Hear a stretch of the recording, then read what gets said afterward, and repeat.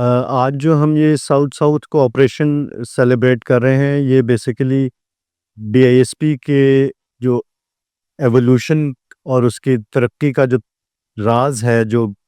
اس کے پیچھے جو محنت ہے، جو اس کے پیچھے ڈیزائن ہے، اور جو ایفیشنسی اور جو اسٹریٹجی یوز کی گئی ہے، یہ اس کے حوالے سے ایک ریکگنیشن ہے. کیونکہ دنیا کے مختلف ممالک جیسے کہ ابھی برکینا فاسو، نائجر، سینیگال سے مختلف ملکوں سے، اس سے پہلے یوگینڈا سے ڈیلیگیشن آئے جنہوں نے بی آئی ایس پی کو اسٹڈی کیا،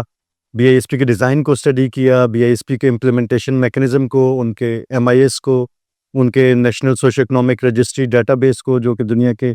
چند بہترین سوشو اکنامک ڈیٹا بیسز میں آتا ہے. ان سب کو اسٹڈی کیا اور ان سے ہم سے سیکھا کہ کیا کیا چیلنجز پیش آ سکتے ہیں ایک سوشل پروٹیکشن پروگرام کو لانچ کرنے میں اور اس کو کامیاب بنانے میں. اور اسی طرح ہم نے ان سے سیکھا کہ ان کو کیا کیا چیلنجز درپیش ہیں اور ان چیلنجز سے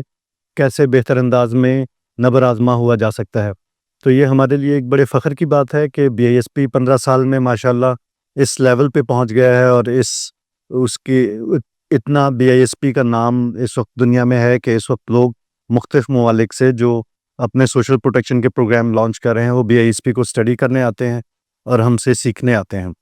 تو یہ ساؤتھ ساؤتھ کوآپریشن جو ہے یہ بہت میننگ فل کوآپریشن ہے، جو کہ سوشل پروٹیکشنز کے پروگرامز کو، ان کی ایفیشنسی کو مزید بہتر بنا سکتا ہے اور ان کے چیلنجز کو بہتر طریقے سے ڈیل کرنے میں مدد دے سکتا ہے. اور ہم امید رکھتے ہیں کہ یہ کنٹینویشن، اس کوآپریشن کی کنٹینویشن رہے گی، جس سے نہ صرف پاکستان بلکہ دوسرے دنیا کے ممالک بھی فائدہ اٹھا سکیں گے.